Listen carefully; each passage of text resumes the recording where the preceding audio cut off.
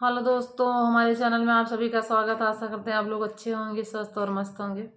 हमारे चैनल पर ढेर सारा प्यार दुलार आशीर्वाद बनाए रखना। आप लोग सब्सक्राइब जरूर करना। हमारा गीत आप लोग को कैसा लग रहा है। सासु दिया तिउलाल चुनरिया दुलहिनिया बन बैना। सासु दिया तिउलाल चुनरिया दुलहिनिया बन बैना। तोहरा बेटा मलिया बने हम मलिनिया बन बैना। गाछ भाई सुंदर कमल हम मलिनिया बन बैना। गाछ भाई सुंदर कमल हम मलिनिया बन बैना।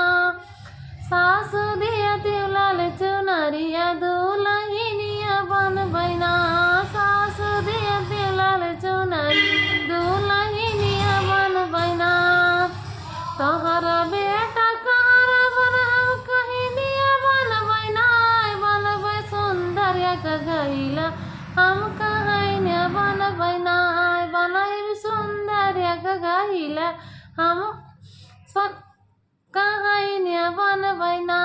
सासु दिया तिउलाल चुनरिया हम दुलहिनिया बन बैना।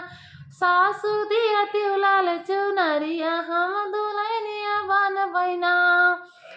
तोहरा बेटा सोनरा बन सोनरिनिया बन बैना। गढ़बै सुंदर कंगना हम सोनरिनिया बन बैना। बनब सुंदर कंगना हम सोनरिनिया बन बैना। सासु दिया तिउलाल चुनरिया हम दुलहिनिया बन बैना। तोहरा बेटा हलवाइया बन हलवाइन बन बैना। हलवाइन बन बैना।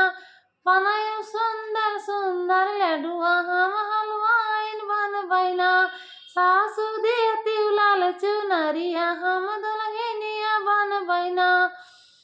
सासु दिया तिउलाल चुनरिया हम दुलहिनिया बन बैना।